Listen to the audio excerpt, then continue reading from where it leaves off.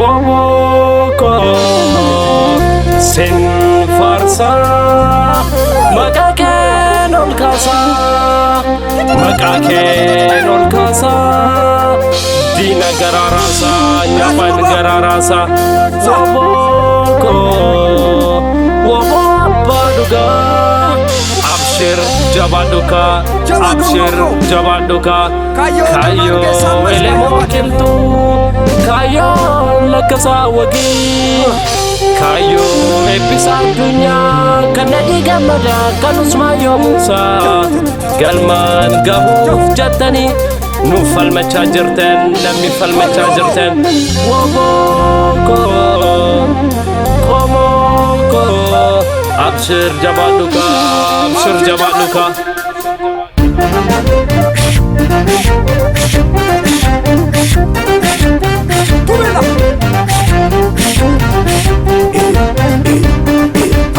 Woboko lentuma ya lenta bosona kesa Mantu wale radesa Woboko lentuma ya lenta bosona kesa Mantu wale radesa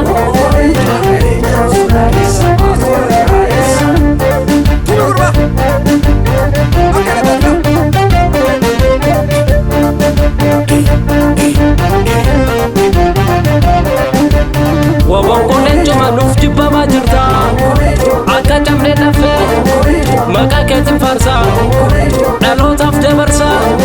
Shiftaa jedhanito Maka si baasani Akka hunda mootu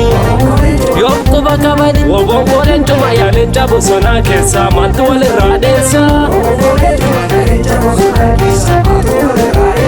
Woboko lentuma yaa leenca bosonaa keessa Maaltu walirraa dheessa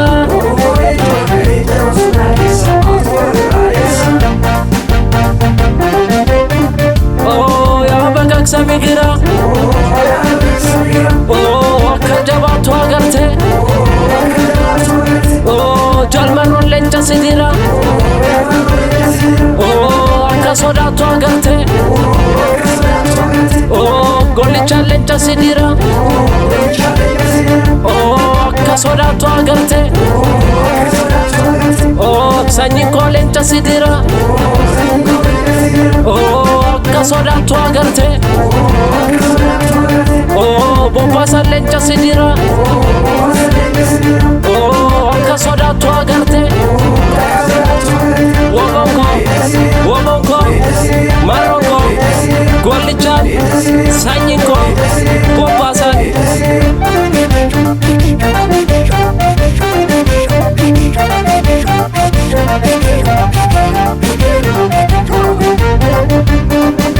Abshir yaa woboko kan goona jiru lammiin keessa wajjin jiru Abshir yaa woboko kan goona jiru lammiin keessa wajjin jiru Quba sitti qabu maqaa si balleessu si xureessanito ofiin of meessu baraa fi furguggee malaan jalaa ba'u dhugaadhaaf qabsoofte marruu haadha ga'u Abshir yaa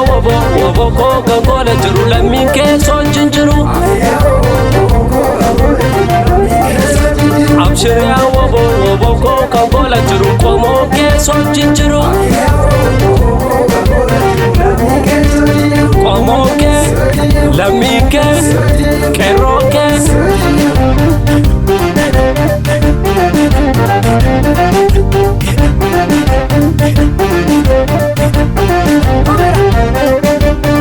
Jaallan wareegamtan seenaan isin yaadata seenaan oromootaa yoom nama dagata kan akka jaal abdiisaa kan akka jaal lulluqaa kan akka jaal muktan kan akka jaal dammana hedduudha oromiyaaf jecha jaallan wareegamtan kam dubbadhee kam dhiisaa kan akka jaal abdii kan akka jaal hundeessaa baroota hedduudhaaf oromoof dhaabbachaa kan akka jaal gadaa kan akka jaal mo'ataa seenaan oromootaa yoom nama dagata Abshir yaa woboko lammiin keessa wajjin jira Oromoon soojjin jira sooliin dhaabbannaa dhugaa jirtu falmannaa kaayyoo tokkoof baane gamtaan tokko taane galmaan ni gaannaa Abshir woboko